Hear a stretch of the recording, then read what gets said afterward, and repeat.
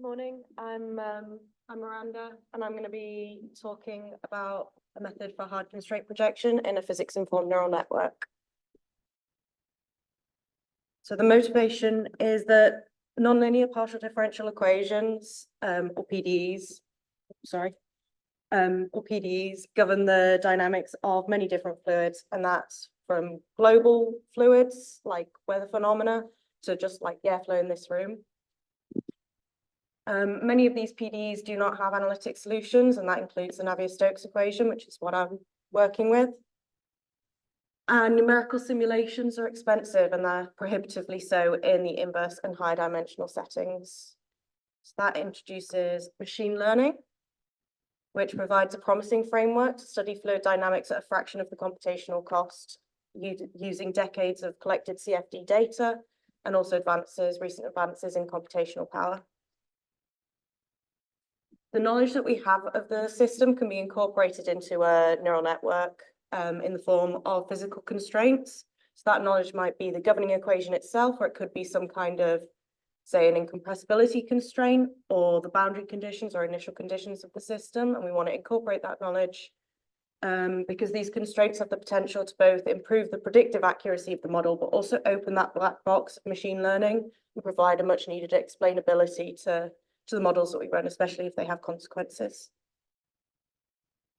So you get soft constraints, and those are the ones that are weakly obeyed, where the model has the opportunity to deviate from those constraints, but its goal is to get as close to those as possible. They can be easily incorporated in the form of penalty term in the loss function. However, hard constraints, they're slightly more difficult to implement. But before I talk about the hard constraints that I'm using, I'm going to just quickly go through what a feed-forward neural network is.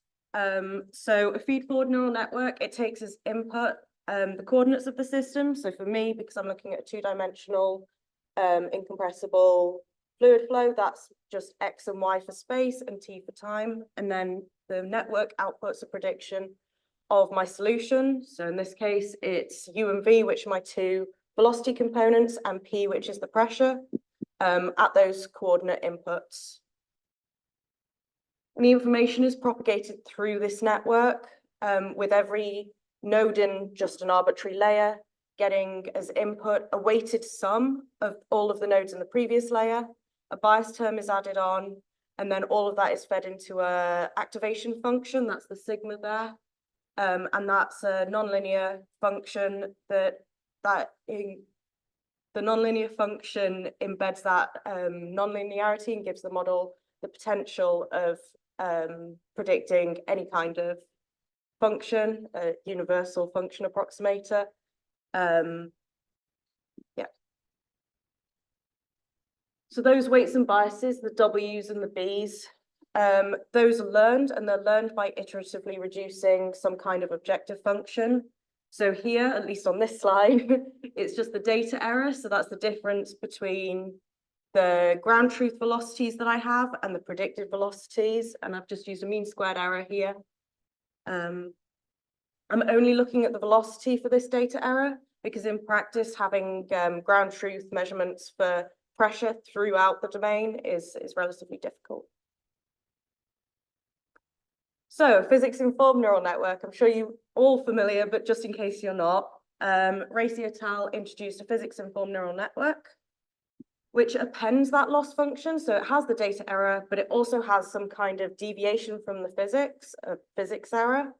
And we can calculate that physics deviation with the residuals of the governing equation.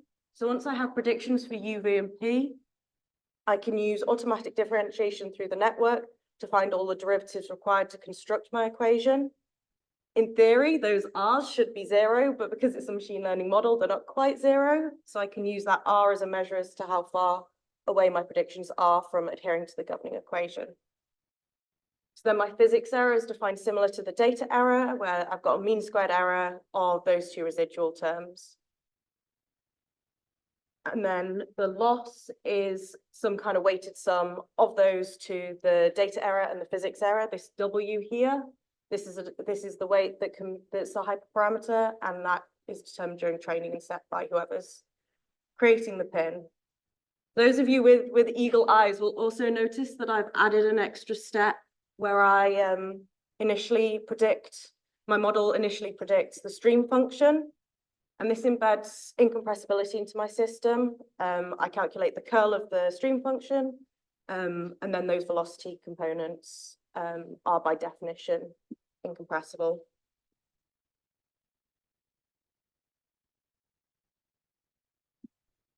So this is the hard constraint pin. I thought I would show you the architecture first, just so that you have something to have in the back of your mind while I'm talking through it. There's a feed-forward neural network, just like there was for the pin, and that has the learnable weights and biases. And then I've got the hard constraint projection over to the left, and that happens after I've made those initial predictions of my U, V, and P, and that's not learnable at all. I take my U, V, and P and I break those into little patches. I'll go into more detail, I promise. These little B's that go through the domain, I do a projection, and then I reconstruct my U, V, and P throughout the domain, and those UVP, like with the little dash, the prime UVP, those exactly satisfy the discretized form of my governing equation. And at that point, I calculate the data error and the physics error, set my loss equation, and then backpropagate all that through to learn the weights and biases of the feed-forward neural network. This is following work done by Chen et al., cited at the bottom. They did it for linear PDE, subsurface porous medium flow, and I'm adapting it to a nonlinear PDE, a strictly nonlinear PDE, strongly, sorry. So how does the hard constraint projection work? So first, the governing equation, and this is all offline. The governing equation is discretized. So I've used a centered finite difference in space and a backwards finite difference in time, following the paper that I've cited. And then that governing equation is decomposed into these two matrices. This matrix to the left, that's my constraint matrix, and that contains all the terms that stay constant throughout training. And then that matrix to the right, that's the B matrix, my prediction matrix. Those are all the terms that change throughout training. Yeah. So then the hard constraint projection, I can use tools from linear algebra, and using that constraint matrix that doesn't change, I can construct a prediction matrix, P, which is defined as above. And then once I make any arbitrary B, which doesn't necessarily satisfy the governing equation, I can project that B. Here I've got a little diagram to help with, just for you to visualize. I project that B onto the hyperplane that accepts only exact solutions to the discretized form of my governing equations. So like I said before, during training, I have my predictions of UVP across my entire domain, and then I break those up into these patches, which are used to make each prediction matrix B, which is then projected. You can think of these patches as a finite difference stencil, just if that helps. But yeah, with like plus X, plus Y, minus T, etc. And then the loss is calculated on these projected predictions. So does it work? Here are some. So I trained both pin and just a regular vanilla pin, and the HCP pin, and I tested it and trained it on just one data set of periodic vortex shedding past a bluff body. In this case, just two-dimensional incompressible Navier-Stokes flow past a circle or a two-dimensional cylinder. You can see over to the right the distribution of my training data. So the black dots are the ground truth values. That's where my data error is calculated. Those slightly smaller green dots, just because there's so many more of them, those are my physics collocation points. That's where my physics error is calculated during training.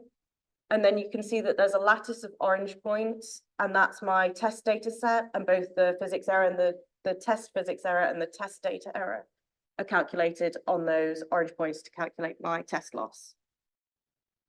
So both models have 5 layers of 50 neurons each. And the hyperbolic tangent activation function is used with Adam at default with default settings to optimize my model. And I've defined my loss as equal weighting between the data error and the physics error. So the loss equation that I showed you a couple slides ago, the W is just equal to 0.5. So they're both, yeah. Oh, sorry. They're both equally weighted. And the discretization that I use, that stencil, my delta X, delta Y, delta T are all equal to 0.01. So how does it train? So I'll first draw your attention to the far right, where we can see that it kind of works. The physics error is like an entire magnitude of order lower than for the pin, both for the test and the training data. The reason that this physics error, this light green, isn't exactly 0 is because I'm only imposing the discretized form locally of my governing equation. So it's never going to be perfectly 0. Unfortunately, the next thing that I want you to look at is that the data error has, whilst it declined a lot faster than a regular pin, it plateaued a lot sooner and to a higher value. Which then means that the loss, which is dominated by the data error in this case, performs slightly worse with the HCP pin. But you're all fluid dynamicists, right? So you're curious what the flow fields look like. not great. So we can see that the pin predictions do resemble the features of the ground truth flow. Unfortunately, the HCP pin doesn't. Yeah, not at all. I figure it's found some kind of local minima, and then it's not been able to escape that. So conclusions and an outlook. So the HCP pin doesn't find a solution with features that resemble the ground truth flow fields. It might be that if I batch train, because I trained just with all the data, all the training data at once, if I batch train, it might introduce that bit of stochasticity into the optimization process, and it might help it avoid that local minima that it's found. It's also worth mentioning that the discretization and decomposition of the governing equation isn't unique. So it might be that with a different discretization, a different decomposition to those two matrices, the model might perform a little bit better. And it's also possible that these authors that I cited earlier, they did this on just a linear PDE. So they had a much simpler projection, a much simpler set of two equations. It might be possible that it just doesn't work on such a strongly nonlinear PDE. So that's what I've been working on. Thank you for listening.